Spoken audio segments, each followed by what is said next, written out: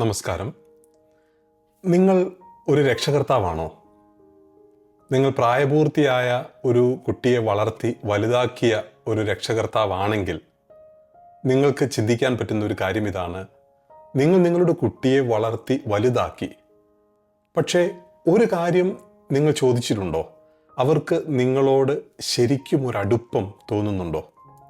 നിങ്ങളുടെ കുട്ടി വളർന്നതോടൊപ്പം നിങ്ങളുടെ ബന്ധവും വളർന്നിട്ടുണ്ടോ? ജനനം മുതൽ പ്രായപൂർത്തിയാകുന്നതുവരെ മാതാപിതാക്കളും കുട്ടികളും തമ്മിലുള്ള ബന്ധം വളരുകയും വികസിക്കുകയും വേണം. എന്നാൽ നമ്മുടെ ഇടയിൽ, പ്രത്യേകിച്ചും കേരളത്തിൽ, പല മാതാപിതാക്കളും പ്രായപൂർത്തിയായ മക്കളുമായിട്ടുള്ള ബന്ധം അത് ഒരു വല്ലാത്ത വിഷമസ്ഥിതിയിലൂടെയാണ് കടന്നു പോകുന്നത്. ഇതിന് കാരണം അവർ അവരുടെ ബന്ധത്തിലെ ഒരു നിർണായകമായ ഘട്ടം മറന്നു പോകുന്നത് കൊണ്ടാണ്. ഫോർമേഷൻ്റെ അവസാന കാലഘട്ടത്തിലാണ് ഈ മാറ്റം സംഭവിക്കേണ്ടത്. ഇവിടെ പരാജയപ്പെട്ടാൽ ആ ബന്ധത്തിൻ്റെ വില അവിടെ തീർന്നു എന്ന് വേണം നമ്മൾ മനസ്സിലാക്കാൻ. ഇന്ന് നമ്മൾ ഈ വീഡിയോയിൽ പറയാൻ പോകുന്നത് മക്കൾ വളരുന്നതിനനുസരിച്ച് അവരുമായിട്ടുള്ള മാതാപിതാക്കളുടെ ബന്ധം മാറേണ്ടത് എങ്ങനെയാണ് എന്നതിനെക്കുറിച്ചാണ്. നമ്മുടെ കുഞ്ഞുങ്ങൾ വളരുന്നത് വിവിധ ഘട്ടങ്ങളിലൂടെയാണ്. ഈ ഘട്ടങ്ങളിലൂടെ വളരുമ്പോൾ മാതാപിതാക്കളും അവർക്കൊപ്പം വളർന്നില്ല എങ്കിൽ ആ ബന്ധത്തിൽ വിള്ളൽ ഉണ്ടാവാനായിട്ട് സാധ്യതയുണ്ട്.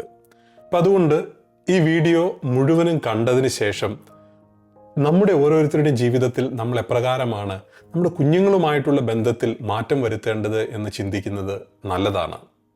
നമ്മുടെ ഒന്നാമത്തെ ഘട്ടം എന്ന് പറയുന്നത് കുഞ്ഞിൻ്റെ സംരക്ഷകൻ എന്ന ഘട്ടമാണ്, പ്രൊട്ടക്റ്റർ. ജനനം മുതൽ 5 വയസ്സ് വരെയുള്ള ഈ കാലഘട്ടത്തിൽ നമ്മുടെ കുഞ്ഞ് ജനിക്കുമ്പോൾ മാതാപിതാക്കൾ അവരുടെ യാത്ര ഈ കുഞ്ഞിനോടൊപ്പം ആരംഭിക്കുന്നു. ഈ കാലഘട്ടത്തിൽ നിങ്ങൾ അവരുടെ സംരക്ഷകനാണ്. ആ കുഞ്ഞ് പൂർണ്ണമായിട്ട് നിങ്ങളെ വിശ്വസിക്കുന്നു. ബ്ലൈൻഡ് ഫെയ്ത്ത് എന്ന് നമ്മൾ പറയാറുണ്ടല്ലോ.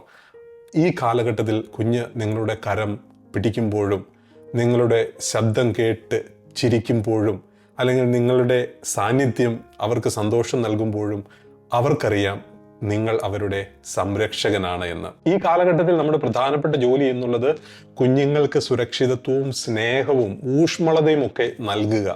അത് നൽകാൻ ഈ കാലഘട്ടത്തിൽ സാധിച്ചില്ല എങ്കിൽ കുഞ്ഞു പെട്ടെന്ന് വളരും. പിന്നീട് നമ്മൾ ചിന്തിക്കും, അയ്യോ സമയം കടന്നു പോയല്ലോ എന്ന്. അപ്പം അതുകൊണ്ട് അവർക്ക് സുരക്ഷിതത്വം തോന്നേണ്ട ഈ കാലഘട്ടത്തിൽ നമ്മളത് പൂർണ്ണമായും വാരിക്കോരി കൊടുക്കാനായിട്ട് മാതാപിതാക്കൾ തയ്യാറാവണം. ഇതാണ് ആ കുഞ്ഞിൻ്റെ വളർച്ചയുടെ ഫൗണ്ടേഷൻ എന്ന് പറയുന്ന കാലഘട്ടം. ഇനി രണ്ടാമത്തെ ഘട്ടം എന്ന് പറയുന്നത് കുഞ്ഞിൻ്റെ 6 മുതൽ 12 വയസ്സ് വരെയുള്ള കാലഘട്ടമാണ്. ഈ കാലഘട്ടത്തിൽ മാതാപിതാക്കളുടെ റോൾ എന്ന് പറയുന്നത് ഒരു അധ്യാപകന്റെ റോളാണ്. ഈ ഘട്ടത്തിൽ കുട്ടി ചോദ്യങ്ങൾ ചോദിക്കാനും ഈ ലോകത്തെ ആ കുഞ്ഞ് കാണുന്നതനുസരിച്ച് അതിനെ ഒന്ന് മനസ്സിലാക്കാനും ശ്രമിക്കാൻ തുടങ്ങുന്നു. അപ്പോൾ പല ചോദ്യങ്ങളും അവർ ചോദിക്കാൻ തുടങ്ങും. ഈ ചോദ്യങ്ങളൊക്കെ ഒരുപക്ഷെ നമ്മെ അസ്വസ്ഥപ്പെടുത്താൻ സാധ്യതയുണ്ട് എന്നുള്ളതും ഒരുപക്ഷെ നമുക്ക് ഇറിറ്റേഷൻ തരാനായിട്ട് സാധ്യതയുണ്ട് എന്നുള്ളതും വാസ്തവമാണ്. കേരളത്തിൽ നമ്മൾ പല മാതാപിതാക്കളും ചിന്തിക്കുന്നത് നമ്മുടെ പഠനം, സ്കൂൾ, മാർക്ക് ഇതിലൊക്കെ ശ്രദ്ധ കേന്ദ്രീകരിച്ചാൽ കുഞ്ഞിൻ്റെ ആ വളർച്ചയും നമ്മുടെ ഉത്തരവാദിത്വവും തീർന്നു എന്ന് നമ്മൾ വിശ്വസിക്കാറുണ്ട്. എന്നാൽ നമ്മൾ ഓർക്കേണ്ട ഒരു പ്രധാനപ്പെട്ട കാര്യം, അവരുടെ ജീവിതത്തെക്കുറിച്ച് നമ്മൾ അവരെ പറഞ്ഞു പഠിപ്പിക്കുന്നുണ്ടോ? നമ്മുടെ ജീവിതാനുഭവങ്ങളോ അല്ലെങ്കിൽ നമ്മൾ ലോകത്തെ മനസ്സിലാക്കിയ രീതിയും ഒക്കെ ആ കുഞ്ഞിനോട് സംസാരിക്കാൻ നമുക്ക് സാധിക്കുന്നുണ്ടോ? ഇവയൊക്കെ എന്താണ് ഈ ലോകത്ത് നടക്കുന്നത് അല്ലെങ്കിൽ ലോകത്തിൽ എന്താണ് സംഭവിക്കുന്നത് എന്ന് നമ്മൾ മനസ്സിലാക്കണം. നമുക്കറിയില്ലെങ്കിൽ നമ്മൾ അതിനെക്കുറിച്ച് പഠിച്ച് നമ്മൾ ആ കുഞ്ഞിനോട് സംസാരിക്കുമ്പോൾ നമ്മൾ ഒരു ബോണ്ടിങ്ങിൽ ഏർപ്പെടുകയാണ് ചെയ്യുന്നത്. നമ്മൾ ഓർക്കേണ്ട ഒരു പ്രധാനപ്പെട്ട കാര്യം, നമ്മൾ അവരുടെ ചോദ്യങ്ങൾക്ക് ഉത്തരം നൽകിയില്ല എങ്കിൽ, അവർക്ക് നമ്മിലുള്ള വിശ്വാസം വളർത്താൻ നമുക്ക് കഴിഞ്ഞില്ല എങ്കിൽ അവർ ആ ചോദ്യം ചോദിക്കുന്നത് നിർത്തും. പിന്നീട് അവർ ആ ചോദ്യം ചോദിക്കുന്നത് മറ്റെവിടെയെങ്കിലും ആയിരിക്കും. അവരുടേതായ ഉത്തരം കണ്ടെത്തുകയും ചെയ്യും.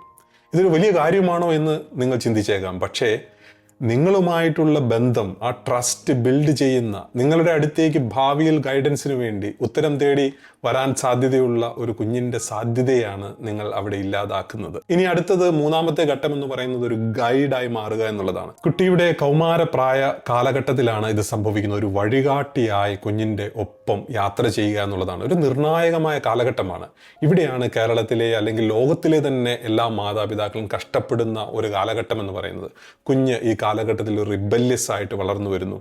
എല്ലാത്തിനെയും ചോദ്യം ചെയ്യാൻ തുടങ്ങുന്നു. പലതിനോടും ഇറിറ്റേഷൻ കുഞ്ഞ് കാണിക്കുന്നു. ഇതൊക്കെ ഈ കാലഘട്ടത്തിൻ്റെ പ്രത്യേകത ആണ് എന്ന് നമ്മൾ തിരിച്ചറിയണം. ഈ കാലഘട്ടത്തിൽ നമ്മൾ ഒരിക്കലും അധ്യാപകരല്ല, നമ്മളൊരു ഗൈഡാണ്. നമ്മൾ വഴികാട്ടിയായിട്ട് മാറുകയാണ് ചെയ്യുന്നത്.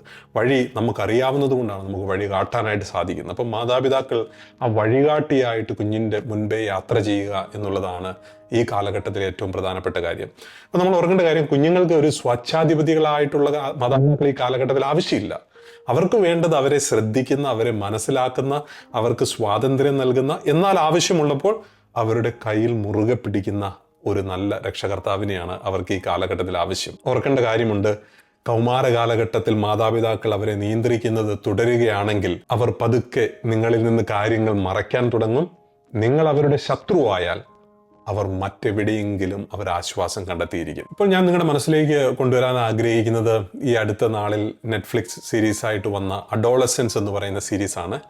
അത് കണ്ടിട്ടില്ല എങ്കിൽ കാണുന്നത് നല്ലതാണ്. ഞാൻ നിങ്ങളെ എൻകറേജ് ചെയ്യുന്നു. എങ്ങനെയാണ് ഈ കൗമാര കാലഘട്ടത്തിൽ കുഞ്ഞുങ്ങൾ മാതാപിതാക്കളിൽ നിന്ന് അകന്ന് ദൂരേക്ക് പോകുന്നത്, പല വഴികൾ അവർ കണ്ടെത്തുന്നത്, ഇൻസ്റ്റഗ്രാം പോലുള്ള സോഷ്യൽ മീഡിയ അവരുടെ ജീവിതത്തെ എങ്ങനെയാണ് മാറ്റിമറിക്കുന്നത് എന്നതൊക്കെ നമുക്ക് മനസ്സിലാക്കാൻ നമ്മളെ സഹായിക്കുന്ന ഒരു നല്ല സീരീസാണ്.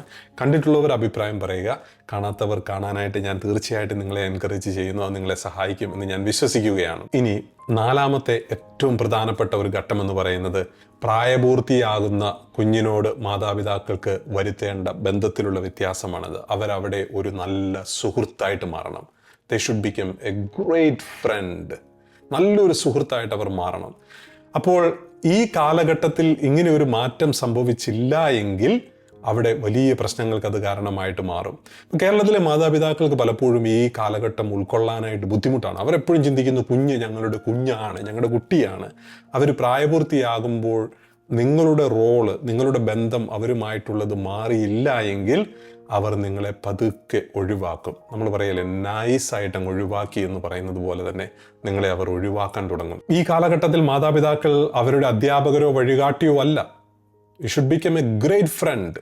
നിങ്ങളെ വിശ്വസിക്കാൻ പറ്റുന്ന, അല്ലെങ്കിൽ അവർക്ക് പ്രശ്നങ്ങൾ ഉണ്ടാകുമ്പോൾ ഓടിയെടുത്ത് വരാൻ പറ്റുന്ന ഒരു നല്ല സുഹൃത്തായിട്ട് മാറുക എന്നുള്ളതാണ് പ്രധാനം. കേരളത്തിൽ ഇത് വളരെ അപൂർവമായിട്ടേ സംഭവിക്കാറുള്ളൂ. കാരണം നമ്മൾ മാതാപിതാക്കളും കുട്ടികളും തമ്മിലുള്ള ബന്ധം വലിയ ബഹുമാനത്തിൻ്റെയും ആ ഒരു റെവറൻസിൻ്റെയും ഒക്കെയാണ്. വലിയ ഔപചാരികതകളൊക്കെ വേണം. അങ്ങനെയുള്ള ഒരു ഫോർമാലിറ്റികൾ നമ്മൾ കേരളത്തിൽ നമ്മുടെ ബന്ധങ്ങളിൽ കൊണ്ടുവരാൻ ശ്രമിക്കുന്നത് കൊണ്ട് തന്നെ കുഞ്ഞുങ്ങൾ അറിയാതെ ഒരകൽച്ച മാതാപിതാക്കളുമായിട്ട് ഉണ്ടാക്കുന്നുണ്ട് എന്നുള്ളത് യാഥാർത്ഥ്യമാണ്. എന്നാൽ വിദേശ രാജ്യങ്ങളിൽ ഇത് കാണാൻ നല്ല രസമാണ്. കുഞ്ഞുങ്ങൾ പ്രായപൂർത്തിയാകാൻ നോക്കിയിരിക്കുകയാണ്. അവർ വീട് മാറി അവർക്ക് പാറിപ്പറന്നുയരാനായിട്ട്, അവർ സ്വന്തമായിട്ട് ജോലി ചെയ്യാൻ ആഗ്രഹിക്കുന്നു. അവരവരുടെ ഫ്രണ്ട്സിനോടൊത്ത് അവരുടെ ജീവിതം ആസ്വദിക്കാനായിട്ട് അവർ കാത്തിരിക്കുന്നു. അവർ ജീവിതം അടിച്ചു പൊളിക്കുന്നു. പക്ഷേ ഈ മാതാപിതാക്കൾ കുഞ്ഞുമായിട്ടൊരു നല്ല ഫ്രണ്ട്ഷിപ്പ് ആണെങ്കിൽ ഈ കുഞ്ഞൊരു അവധിക്കാലം വരാൻ വേണ്ടി കാത്തിരിക്കും, ഓടി വന്ന് അവരുടെ സമയം ആസ്വദിക്കാൻ വേണ്ടിയിട്ട്. എനിക്കറിയാവുന്ന എൻ്റെ ഒരു ഫ്രണ്ടിൻ്റെ കുട്ടി 21 വയസ്സാകുമ്പോഴാണ് ആദ്യമായി ഇവിടെ മദ്യപിക്കാൻ സാധിക്കുന്നത്. ഈ 21 വയസ്സാകാൻ വേണ്ടി ഈ കുട്ടി കാത്തിരുന്നു. എന്നിട്ട് ആദ്യ ഡ്രിങ്ക്സ് ഈ കുട്ടി കഴിച്ചത് എൻ്റെ ഫ്രണ്ടിനോടും അദ്ദേഹത്തിൻ്റെ വൈഫിനോടും കൂടെ അവരൊന്നിച്ച് ആദ്യ ഡ്രിങ്ക് ഷെയർ ചെയ്ത് ചിയേഴ്സ് പറയുന്നത് ഞാൻ കണ്ടതാണ്. അപ്പം ഞാൻ പറഞ്ഞു വരുന്ന ഇതാണ്, ഇവിടെയാണ് ഒരു ഫ്രണ്ട്ഷിപ്പ് എന്നുള്ളതിൻ്റെ ആ ഒരു ബന്ധത്തിൻ്റെ ആഴം നമുക്ക് മനസ്സിലാക്കാനായിട്ട് സാധിക്കുക.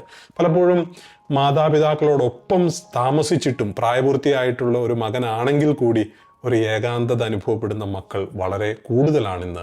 അവർക്കൊരു സ്വാതന്ത്ര്യം മാതാപിതാക്കളോട് തോന്നുന്നില്ല. എന്തിനും ഏതിനും ഒരു കുഞ്ഞിനെ പോലെ നിയന്ത്രിക്കാൻ ശ്രമിക്കുന്ന, പഠിപ്പിക്കാൻ നടക്കുന്ന മാതാപിതാക്കളുടെ സാന്നിധ്യം അവർക്ക് അസ്വസ്ഥതയായിട്ട് മാറുന്നുണ്ടെങ്കിൽ നമുക്ക് അവരെ കുറ്റം പറഞ്ഞിട്ട് കാര്യമില്ല. നമ്മൾ മാറുക എന്നുള്ളതാണ് പ്രധാനപ്പെട്ടത്. പലപ്പോഴും മാതാപിതാക്കൾ എന്നുള്ള നിലയിൽ അവരുടെ തെരഞ്ഞെടുപ്പുകളിൽ, അവരുടെ ആഗ്രഹങ്ങളിലൊക്കെ നമ്മൾ ഇടപെടാൻ ശ്രമിക്കുന്നു. നമ്മൾക്ക് ആഗ്രഹമുള്ളത് അവരെ കൊണ്ട് ചെയ്യിപ്പിക്കാനായിട്ട് ശ്രമിക്കുന്നു. അതിനിടയിൽ ഈ കുട്ടികൾ പ്രായപൂർത്തിയായെങ്കിൽ കൂടി വളരെയേറെ വീർപ്പുമുട്ടി കഴിയേണ്ടതായിട്ടും വരുന്നു. അപ്പം അതുകൊണ്ട് നമ്മൾ ഈ ഒരു മാറ്റം നമ്മൾ വരുത്തേണ്ടത് അനിവാര്യമാണ്. സത്യം ഇതാണ്, നമ്മുടെ കുട്ടി വളർന്നു വരുമ്പോൾ നമ്മൾ അവരുടെ സുഹൃത്തായില്ല എങ്കിൽ മറ്റാരെങ്കിലും ആ സ്ഥാനത്ത് വരും. അവർ അവരുടെ തേങ്ങലുകളും ഭയവും സ്വപ്നങ്ങളും പോരാട്ടങ്ങളും എല്ലാം അവരോടായിരിക്കും പങ്കുവയ്ക്കുക. നിങ്ങളൊന്നും അറിയില്ല. അപ്പോൾ ചിലപ്പോഴെങ്കിലും മാതാപിതാക്കൾ പറയാറില്ലേ, എൻ്റെ കുഞ്ഞുങ്ങൾ എന്നോടൊന്നും പറയുന്നില്ല എന്ന്. കാരണം ഒരുപക്ഷെ ഇതാവാം. മാതാപിതാക്കൾ എന്നുള്ള നിലയിൽ സംഭവിക്കാവുന്ന ഏറ്റവും വലിയ പരാജയം നിങ്ങളുടെ കുട്ടി നിങ്ങളെ അനുസരിക്കുന്നില്ല എന്നുള്ളതല്ല, അവർക്ക് നിങ്ങളോട് സംസാരിക്കാൻ തോന്നുന്നില്ല എന്നുള്ളതാണ്. അപ്പോൾ നിങ്ങളുടെ മക്കളോട് ഒന്നും നിങ്ങളോട് സംസാരിക്കുന്നില്ല എന്ന് നിങ്ങൾ ചിന്തിക്കുന്നുണ്ടെങ്കിൽ, അങ്ങനെ ഒരു അനുഭവത്തിലൂടെയാണ് നിങ്ങൾ കടന്നു പോകുന്നതെങ്കിൽ നിങ്ങളും അവരുമായിട്ടുള്ള ബന്ധം എങ്ങനെയാണ് എന്ന് ചിന്തിക്കുന്നത് നല്ലതാണ്. ഇവിടെ എനിക്ക് മക്കളെക്കുറിച്ചും ഒരു കാര്യം പറയാനുണ്ട്. ഇവിടുത്തെ ചിലപ്പോഴെങ്കിലും നമ്മുടെ പ്രായപൂർത്തിയായ മക്കൾ മാതാപിതാക്കളെ ഉപയോഗിക്കാൻ ശ്രമിക്കാറുണ്ട്. അവരെ വേണ്ട, പക്ഷെ അവരുടെ പണം വേണം, അവരുണ്ടാക്കി വെച്ചതെല്ലാം വേണം എന്ന് ചിന്തിക്കുന്ന മക്കളും ഉണ്ട് എന്ന് പറയാതിരിക്കാനാവില്ല.